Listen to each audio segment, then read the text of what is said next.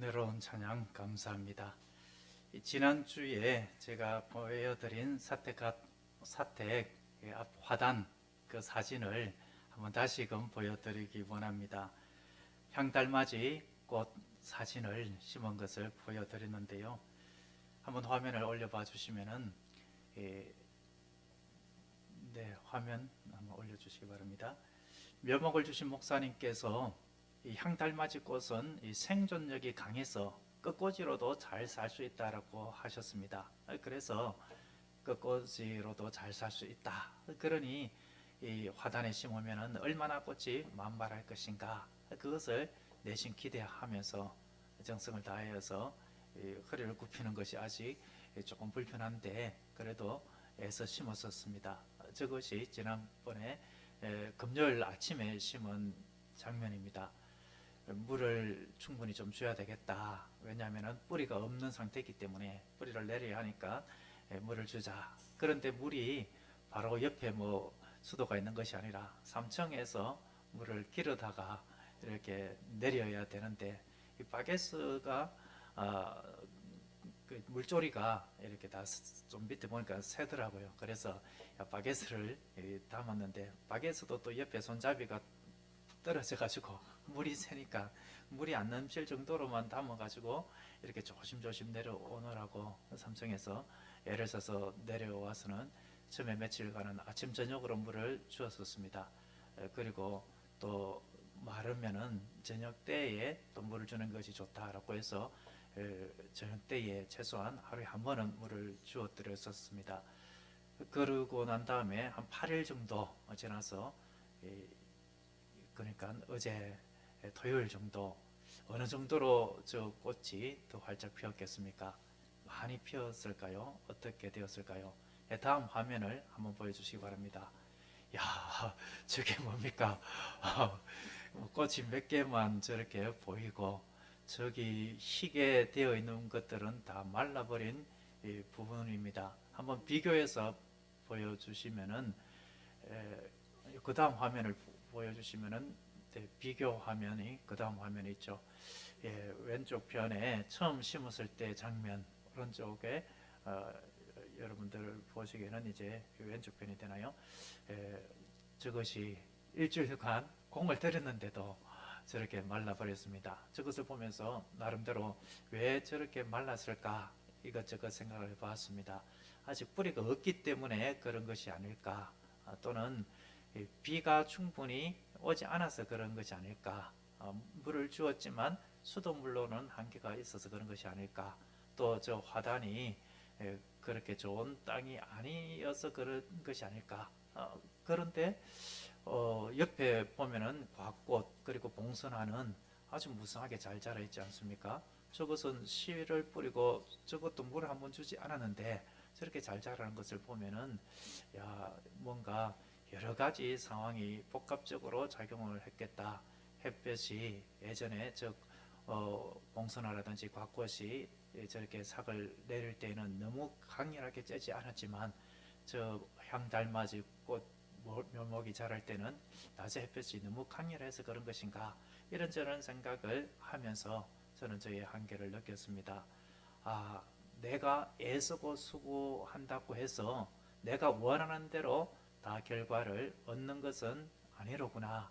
내가 주님의 일을 하든지 무슨 일을 하든지 내 힘만으로 내 계획대로만 한다고 해서 다 되는 것은 아니로구나. 이것을 절실히 시청각적으로 체험하는 순간이었습니다. 화면을 이제 내리시면 되겠습니다. 우리의 삶도 어떻습니까? 아무리 애쓰고 수고한다라고 할지라도 내 뜻대로 되지 않는 일들이 얼마나 많이 있습니까? 저희 부모님은 농사를 지으셨습니다. 농사는 내가 아무리 애를 쓰고 수고해도 내 마음대로 안 되는 일들이 분명히 있었습니다. 태풍이 올 때도 있었고 또 장마가 오래 계속될 때도 있습니다. 장마라든지 태풍이 없더라도 병충해 피해를 볼 수가 있습니다. 재작년에 우리 유교리 교회 주변에 아주 그 나방들이 막 알을 많이 깠는지, 그렇게 해서 송충이가 얼마나 많았는지, 그 주변의 나무들을 다 초토화시켜버리는 그런 일들이 있었습니다. 시청에다가 전화하니까 여기만 그런 것이 아니라 전역에 그런 일들이 있다라는 것을 이야기했습니다. 아무리 농작물을 잘 가꾸어도 그렇게 메뚜기가 확 막 떼거리로 몰려와서 삼켜버리면은 안 되는 것처럼 이런저런 어려움이 있는 것입니다. 사업도 마찬가지가 아닙니까? 예전에 우리나라 IMF 당할 때에 내가 아무리 애를 쓰고 수고하고 아침부터 밤늦게까지 고생하고 그렇게 애를 쓰는 일이 있다고 할지라도 외부적인 환경적인 요인에 의하여서 내 원하는 대로 결과를 맞이하지 못할 일들이 있다는 것입니다. 그렇기 때문에 성경에서 말하는 대로 너희의 손이 수고한 대로 먹으리라, 손이 수고한 대로 거두게 하리라, 이 말씀은 참으로 은혜의 말씀인 것입니다. 내가 수고한 대로 어떤 결실을 거둘 수 있다, 이것이야말로 얼마나 복된 일입니까? 그런데 더 크게 감사한 것은 내 힘의 능력으로 할 수 없는 그 일들을 하나님의 능력으로, 주님의 능력으로 하나님께서 이루어 주시는 일이 있다면 그것이야말로 얼마나 큰 은혜이겠습니까? 오늘 본문은 우리 인생의 한계와 주님의 능력을 대조적으로 보여주고 있습니다. 요한복음 21장은 예수님의 일곱 제자, 베드로를 비롯한 7명의 제자들이 갈릴리 바다에서 고기를 잡는 장면입니다. 이 사건을 두고 많은 사람들은 한동안 이 본문을 오해하는 해석을 했었습니다. 제자들이 부활하신 예수님을 요한복음 20장에서 보면은 두 번이나 만났습니다. 첫 번째는 도마가 없을 때 만났고, 두 번째는 도마가 있을 때 만났지요. 예수님께서 나타나신 것은 마리아에게 첫 번째로, 그리고 제자들에게 두 번, 총 세 번이었지만, 그러나 제자들로만 기준으로 치면은 오늘 본문 21장에 부활하신 예수님 나타난 것은 세 번째다라고 하는 14절 말씀이 맞죠. 그렇게 제자들은 예수님을 두 번씩이나 만났더랬었습니다. 그리고 처음에 예수님을 만났을 때에, 부활하신 예수님을 만났을 때에 예수님께서 아버지께서 나를 보내신 것처럼 나도 너희를 보내노라, 이렇게 사명까지 주셨습니다.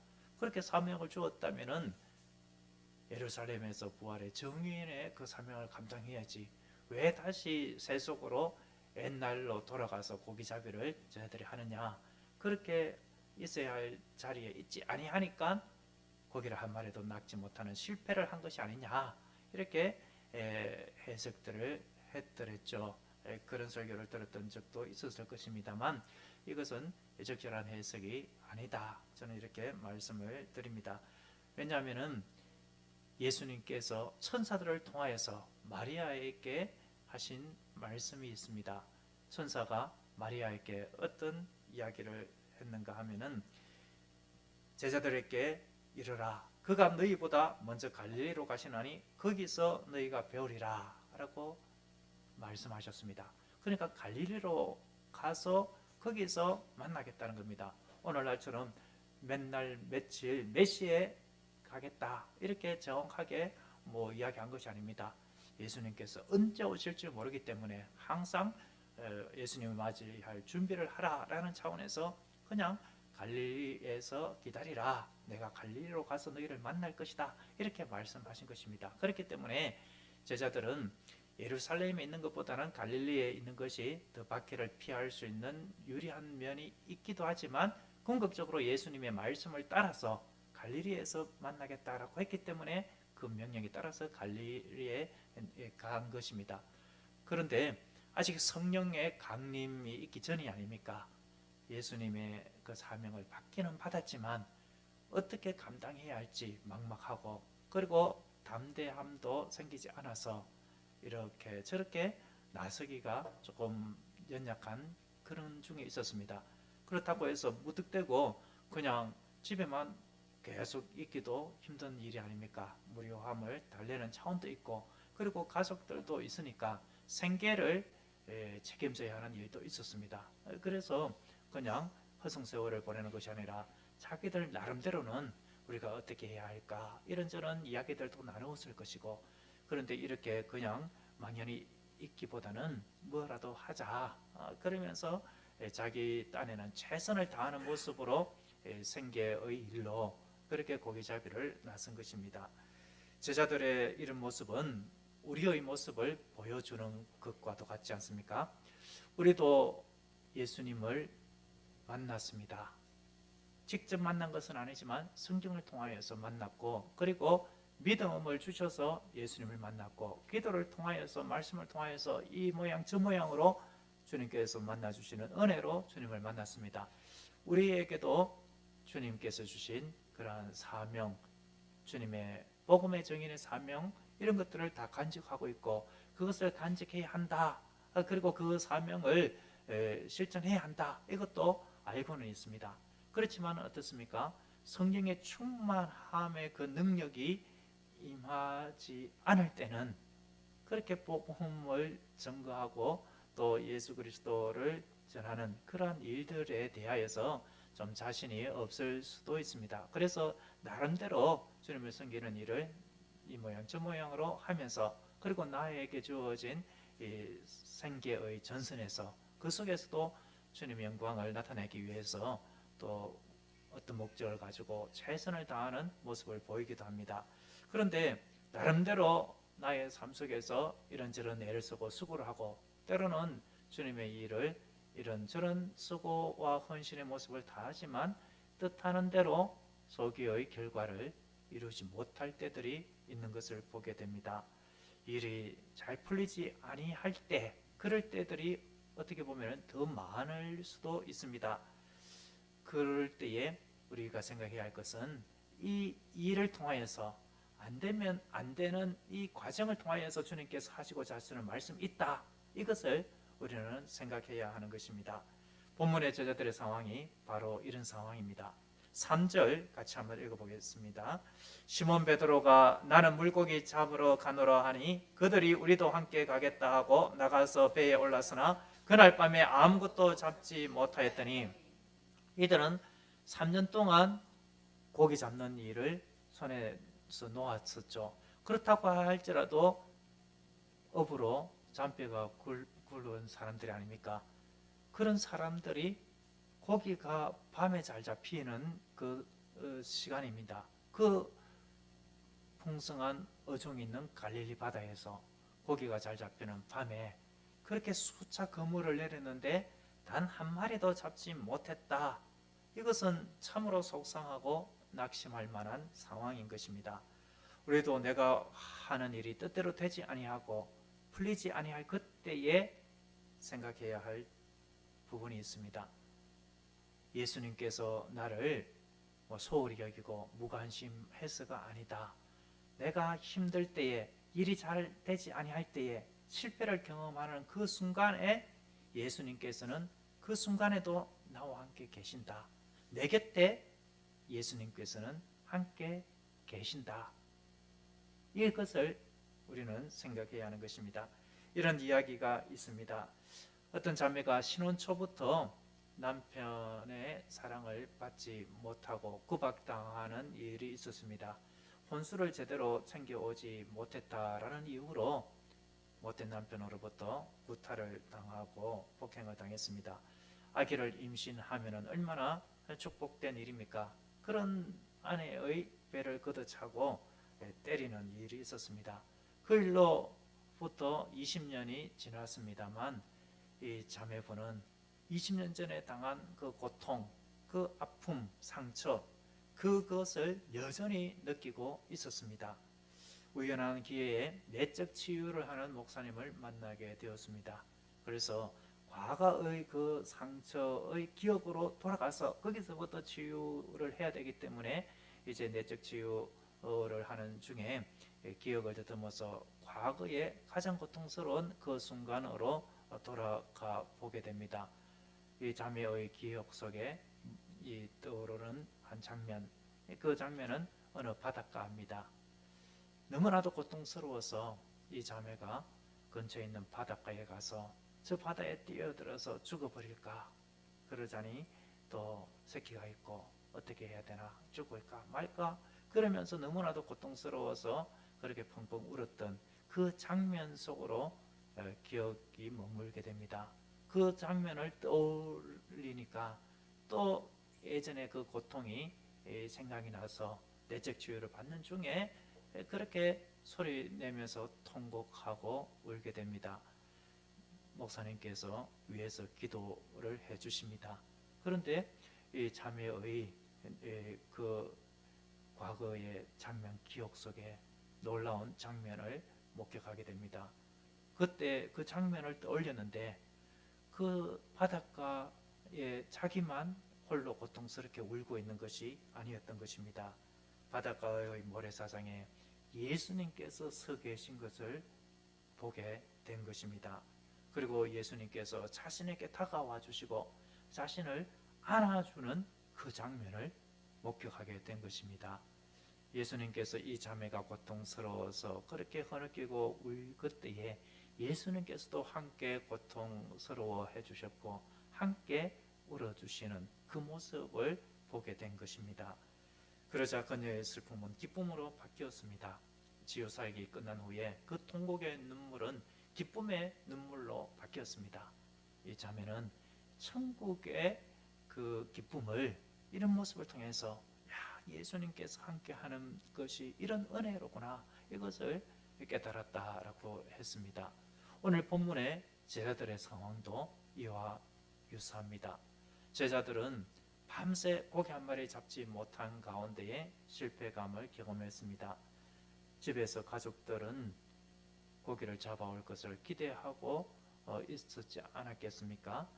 그런 가족들을 생각하면은 이제 곧 날이 밝는데 빈손으로 돌아가야 하는 그 상황, 허망한 그 마음을 가지고 있었지만 예수님은 그 모든 모습들을 다 지켜보시고 그들의 모든 것들을 다 채워줄 준비를 하시면서 그들의 몸을 녹일 모닥불을 피우시고 그리고 떡과 생선을 구우시면서 그들을 먹일 준비를 하시고 난 다음에 바닷가에 서서 그들에게 질문을 하신 것입니다. 4절 같이 한번 읽어보겠습니다. 날이 새어갈 때에 예수께서 바닷가에 서셨으나 제자들이 예수이신 줄 알지 못하는지라. 이 4절을 보면은 날이 밝아올 때에 예수님께서 제자들에게 오셔서 서 계시고 또 제자들을 맞이할 준비를 한 것처럼 이렇게 보여집니다만 저는 이보다 먼저 제 아들이 고기를 잡을 그때에 이미 예수님께서 오셨다 이렇게 저는 보고 있습니다. 왜 이렇게 제가 생각을 하느냐 하면은 제자들이 고기를 한 마리도 잡지 못했다라는 것은 자연스러운 일이 아니기 때문에 그렇습니다. 예수님께서 의도적으로 무언가 제자들에게 하시고자 하시는 말씀이 있었기 때문에 신적인 능력으로 제자들이 평상시 같으면은 고기를 이 고기 저 고기 그렇게 잡았을 것인데 한 마리도 잡지 못하게 하셨다라는 것이죠.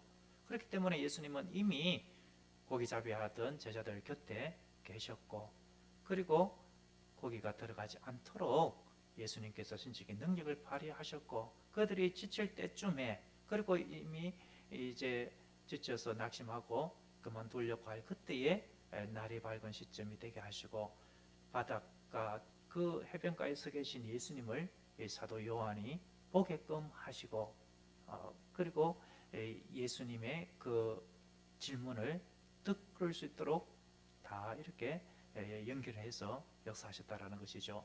예수님께서 이렇게 질문을 합니다. 5절에 얘들아 너희에게 고기가 있느냐라고 했습니다. 예수님께서 고기가 한 마리도 들어가지 않게 하셨기 때문에 고기가 없는 것을 너무나도 잘 알죠. 얘들아 너희에게 고기가 있느냐 이 말씀은 너희에게 고기가 한 마리도 없지 않니 이런 의미가 있습니다. 예수님께서는 이 제자들이 없습니다 한 마리도 잡지 못했습니다 이렇게 스스로의 실패를 인정하는 그 대답을 듣기 위해서 이런 질문을 하신 것입니다. 제자들이 어떻게 대답했습니까? 아무것도 잡지 못했습니다 라고 대답했죠. 얘들아 라고 예수님은 친근한 의미로 부르셨습니다. 자기를 배신하고 떠난 제자들이었지만 예수님은 사랑의 모습으로 다가오신 것입니다. 그러면서 통치자들이 그 당시 명령을 합니다. 그렇게 명령할 때에 이 어부들은 저기 있는 저분은 뭔가 지위가 높은 사람인가 보다 이렇게 여기고 그 말을 듣고 그 말대로 이렇게 따라서 했던 것인데, 예수님께서 다정한 모습으로 얘들아 라고 부르시면서 다가와 주신 것입니다. 예수님께서 제자들이 아무것도 잡지 못했습니다, 이러한 답변을 기다리시고 어떻게 하셨습니까? 6절 함께 읽어보겠습니다. 이르시되 그물을 배 오른편에 던지라, 그리하면 잡으리라 하시니 이에 던졌더니 물고기가 많아 그물을 들 수 없도다. 예수님께서 얘들아 고기가 있느냐 이렇게 물어보신 것은, 얘들아 너희들이 너희의 힘으로 이렇게 할 때에 무슨 결과물이 있느냐, 아무것도 없지 않느냐, 이런 의미가 있습니다. 그러니 이제 너희의 힘과 능력, 경험, 판단 이런 것들을 내려놓고 내가 말하는 대로 한번 따라보지 않겠니? 나의 능력을 의지하여서 행하여 보지 않겠니? 이런 차원에서 예수님께서 거기가 있느냐라고 말씀하시고 없다라고 할 때에 그물을 배 오른편에 던지라라고 말씀을 하신 것입니다. 이 모습은 예수님께서 공생의 초기에 제자들을 부르실 때의 모습을 떠올리게 되죠. 누가복음 5장에 보면은 예수님께서 제자들을 부르실 때 어떻게 하셨습니까? 그물을 깊은 데에 던지라, 깊은 데로 가서 그물을 내리라 라고 명하셨습니다. 그때 베드로가 어떻게 이야기했습니까? 선생님, 밤이 새도록 수고하여서 잡은 것이 없지만은 말씀에 의지하여 내가 그물을 내리리이다 라고 하면서 그물을 내렸습니다. 밤새 수고했지만 한 마리도 잡지 못한 그 일, 그리고 아침에는 고기가 없는 그러한 상황, 이런 상황을 너무나도 잘 알고 있지만 예수님의 그 말씀을 듣고 이분은 보통 분이 아니로구나, 그것을 알고 그 신적인 권위에 압도당하여서 예수님의 하시는 말씀대로 깊은 데로 가서 그물을 내린 것이죠. 그럴 때에 어떤 일이 일어났습니까? 그물이 찢어지도록 많은 고기를 잡은 것이 아닙니까? 말씀에 순종하여 그물을 내린 것은 자신의 경험과 능력, 자신의 지식, 판단 이런 것들을 다 내려놓고 예수님을 의지한 것입니다. 오늘 본문의 상황도 마찬가지입니다. 예수님께서 그물을 배 오른편에 던지라 라고 하신 말씀은 곧 어떤 의미이겠습니까? 너희의 판단, 너희의 경험, 너희의 능력을 내려놓아라. 이제 나의 능력을 의지하여서 그물을 던져라. 이렇게 말씀하신 것입니다. 오른편은 히브리인들에게 있어서 빛의 의미가 있습니다. 영광의 의미가 있습니다. 그리고 하나님의 의를 상징하기도 합니다. 그리고 권세, 권능 이런 의미가 있습니다. 그러니까 오른편에 그물을 내리라 라고 예수님께서 말씀하신 것은, 이제 너희들은 빛의 자녀다, 하나님의 영광을 드러낼 자들이다, 너희들은 하나님 앞에 의롭게 된 자들이다. 이제 하나님 앞에서 의롭게 된 너희들은 오직 하나님의 능력, 주님의 권능을 의지하면서 살아가야 할 자들이다. 이런 것들을 의미하는 차원에서 오른편에 그물을 내리라 이렇게 말씀하신 것입니다. 왼편에 던지라 이렇게 할 수도 있었지만 오른쪽에 해당되는 의미가 이런 의미이기 때문에 왼편은 저주, 멸망, 안 좋은 의미가 왼쪽의 의미입니다. 오른쪽에 양, 왼쪽에 염소, 이런 비유도 있지 않습니까? 그런 차원에서 예수님께서 오른편에 그물을 내리라 라고 말씀을 하신 것입니다. 예수님의 말씀대로 오른편에 그물을 내렸을 때에 그물을 들 수 없을 정도로 많은 물고기가 잡힌 것이지요. 오른편으로 되어 있는 이 히브리어 단어를 한번 살펴보고자 합니다. 신약은 헬라어로 되어 있습니다만 오른편이라는 단어 한번 보여주시면은 오른쪽 오른편이 한번 읽어보시겠습니까? 야민입니다. 저기 히브리어는 야자 옆에 있는 글자 요드부터 해서 오른쪽에서 왼쪽으로 이렇게 읽습니다. 우리는 왼쪽에서 오른쪽으로 글을 읽지만 히브리어는 오른쪽에서 왼쪽으로 읽습니다. 그래서 저기 콤마처럼 되어 있는 그것이 요드라는 글자가 첫 글자고, 그 다음에 미음처럼 생겨 있는 글자가 mem이라는 히브리어 알파벳이고, 그 다음에 요드 콤마처럼 생겨 있는 것이 한 번 더 나오죠. 그리고 이렇게 해서 짝대기 기역자 좀 밑에 긴 것처럼 했던 것이 눈인데, 요드라는 저 알파벳의 상형적인 의미는 손입니다. 그리고 미음처럼 되어 있는 mem은 물을 상징하는 상형적인 의미가 있습니다. 그리고 요드는 손, 그리고 저 눈이라는 것은 물고기를 상징합니다. 그러니까 오른편 야민이라는 이 히브리어의 단어의 상형적인 의미는 손물, 손물고기가 되죠. 그래서 그물을 오른편에 던지라 라는 그 의미를 저렇게 해석할 수가 있습니다. 한번 밑에 두 줄을 같이 한번 읽어보겠습니다. 그물을 오른편에 던지라. 그리하면 내가 두 손으로 물속에 있는 물고기를 잡아 그물에 넣어주마. 예, 어떻습니까? 왼편에 던지라 이것이 아니라 오른편에 던지라 이렇게 한 것은 네가 나의 말에 순종하여서 나의 능력을 의지하여서 너의 경험 판단을 다 내려놓고 내 말에 따라서 행하면은 내가 너에게 능력을 보여주마. 네가 할 수 없는 그 일을 나의 손으로 해결해 주마. 나의 두 손으로 물속에 있는 물고기를 다 모아서 너의 그 오른편에 다 모아두마. 너는 그물을 던지기만 하면 된다. 그리고 끌어올리기만 하면 된다. 그저 먹기다. 이런 말씀을 하신 것입니다. 여러분, 여기서 우리가 생각해야 할 부분은 예수님의 능력입니다. 이들이 잡은 고기가 많았다, 이 정도로 표현할 수도 있습니다만 11절에 보면은 몇 마리를 잡았다라고 했습니까? 153마리나 된다라고 했습니다. 그런데 작은 물고기라고 했습니까? 큰 물고기라고 했습니까? 큰 물고기, 큰 물고기인데 그 물에 아직 빈 틈이 있다고 했습니까? 가득 찼다고 했습니까? 가득 찼습니다. 오늘날처럼 좁고 튼튼한 그물이 아닙니다. 그 당시 세마포 천으로 되어 있는 그물인데 이 정도 크기의 큰 고기가 153마리가 빡빡하게 잡혔다. 이 물고기들이 도망가려고 얼마나 몸부림을 치겠습니까? 큰 물고기니까 힘도 좋을 것이 아닙니까? 그 정도 되면은 이 그물이 찢어져야 정상입니다. 그 당시 그물로는. 그러니까 밤새 수고했는데 고기 한 마리 잡지 못하였던 그들이 예수님의 말씀에 따라 단 한 번의 그물질로 153마리나 가득 찬 물고기, 큰 물고기를 잡은 것도 기적이요, 그물이 찢어지지 아니한 것도 기적이다라는 것이죠. 여기서 우리는 예수님의 능력을 생각해야 한다라는 것입니다. 제자들이 밤새 고기를 한 마리도 잡지 못하게 하셨다가 지치고 낙심할 그때에 야, 내가 어부로서 잔뼈가 굵었는데 왜 이렇지?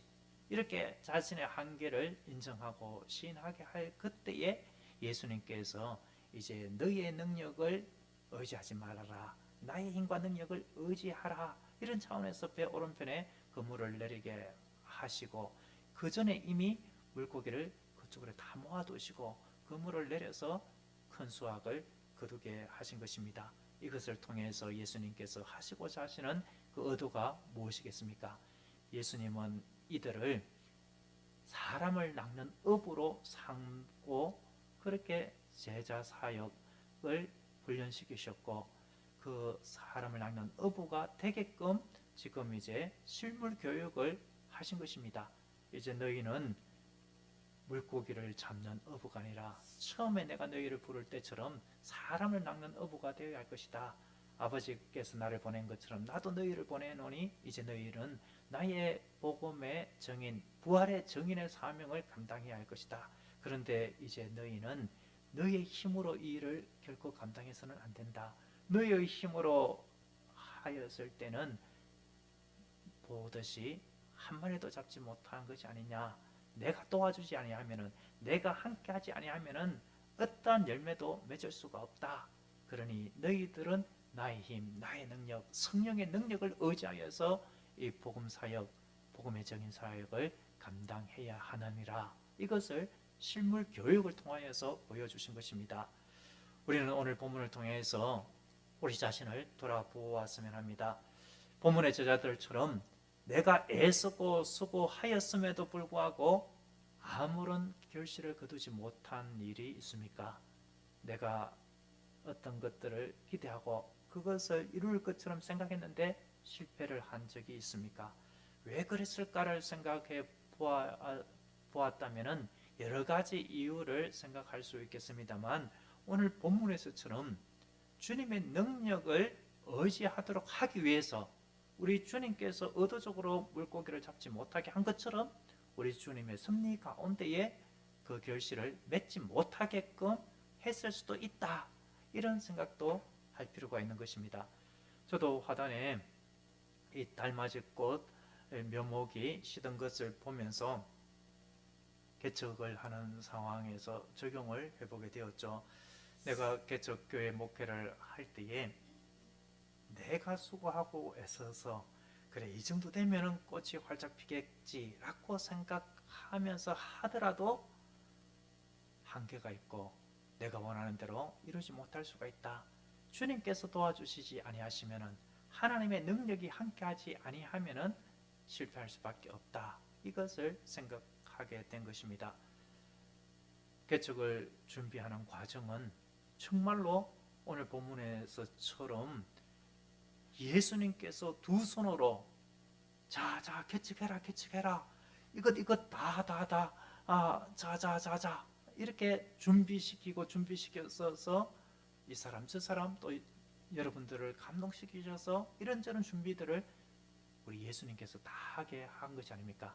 제가 어제 저녁 때에 이 PPT, 예배 PPT를 하면서도 얼마나 감격스럽고 감사한지.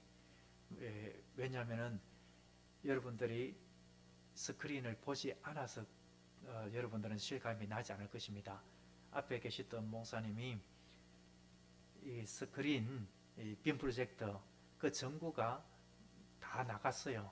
그래서 벌똥말똥 희미하게 앞에 여기 자막에 그렇게 막 희미하게 보이는 그런 것으로 이용을 하고 계셨던 것이죠. 그런데 얼마나 선명하게 이렇게 악보가 다 보이고 화면도 이렇게 잘 보입니까?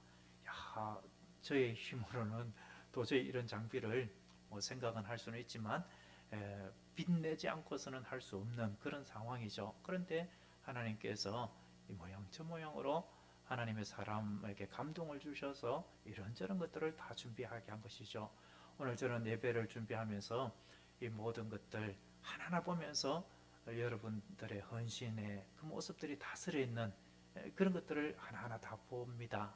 하나님께서 이런저런 것으로 주님께서 채워주셨구나. 우리 주님께서 두 손으로 해주신 일이구나. 이것을 느낀 것입니다. 우리가 우리의 사업이든 직장이든 어떤 일이든지 내 힘으로 하려고 하면 힘이 듭니다. 그렇지만 하나님의 힘으로 성령의 능력으로 하면 얼마나 수월한지 모릅니다.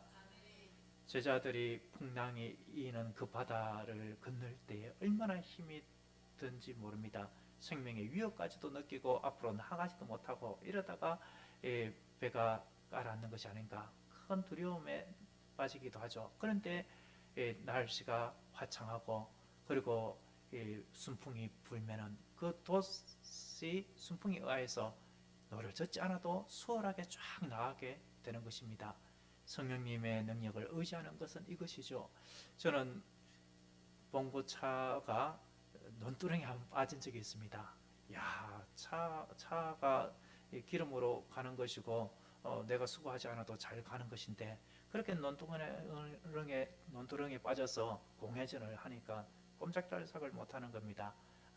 그 상황이 참 힘든 상황이죠. 그래서 견인차가 빼내어 주었는데, 만일 견인차도 없고 내 순수 손의 힘으로 사람의 인력으로 그것을 빼내어서 그렇게 하려고 하면 얼마나 힘이 들겠습니까? 저는 옛날에 오토바이를 탔던 적이 있는데 오토바이가 고장이 나서 섰을 때에 그것을 끌고 갔던 적도 있습니다. 그 오토바이를 타고 갈 때는 얼마나 편안하게 가는지 모릅니다. 그런데 끌고 가려면 힘들죠. 그런데 자동차를 끌고 간다라고 하면 얼마나 더 힘이 들겠습니까? 성령의 능력을 의지하지 아니하고 내 힘으로 하는 것은 이처럼 힘이 든 것입니다. 그물에 가득 찬 큰 물고기가 153마리나 되었지만 그물이 찢어지지 않았다라는 것은 주님의 능력은 이처럼 모든 것을 초월하는 능력이다. 이것을 보여주는 것입니다. 우리를 구원하는 능력, 이 능력은 그물이 찢어지지 않도록 하는 능력. 다시 말을 한다면 하나님의 택한 백성은 한 명도 놓치지 아니하고 하나님의 나라로 인도하시는 성령님의 능력입니다. 이것이 바로 성령님의 보증하시는 은혜이죠. 예수님께서 제자들에게 그물을 배 오른편에 던지라 라고 하신 말씀을 우리는 이제 이렇게 적용했으면 합니다. 주님께서 우리에게 이렇게 말씀하시는 것이죠. 너는 하나님의 자녀다. 하나님의 백성이다. 천국 가는 그날까지 내가 너와 함께하마. 그러므로 이제 너는 너의 힘과 능력을 의지하지 말아라. 나의 힘과 능력을 의지하며 살아라. 너의 힘이 아니라 성령의 능력으로 살아가라. 여러분 어떻습니까? 저는 우리 교회가 사람을 살리고 세우는 교회가 되기를 바라면서 앞으로 언어와 태도와 습관적인 측면에서 훈련을 시키고자 합니다. 이제 우리의 언어 생활 이러한 것들을 믿음으로 이렇게 훈련하면 어떻겠습니까? 교회 사역이든지 나의 개인 사역이든지 나의 일이든지 나는 주님의 능력으로 성령의 능력으로 행하리라. 나는 하나님의 빛의 자녀다. 하나님께 영광 돌릴 자이다. 오른편의 의미를 지금 설명드리고 있습니다. 이제 나는 나의 힘이 아니라 성령님을 의지하면서 살아갈 것이다.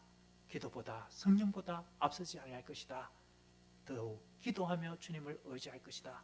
그리할 때에 주님께서 나를 도와주실 것이다. 우리 주님께서 그 두 손으로 고기를 잡아 그물에 넣어 주었듯이 내가 주님을 의지할 때에 주님께서는 나를 도와주실 것이다. 이런 믿음의 말을 하고 이러한 말대로 우리가 더욱 주님을 의지하는 가운데 나아가야겠습니다. 그리할 때에 우리는 나의 힘이 아닌 주님의 능력을 경험하게 되고 크고 놀라운 주님의 능력을 경험하게 될 줄로 믿습니다. 기도하겠습니다. 하나님 아버지, 우리는 아무런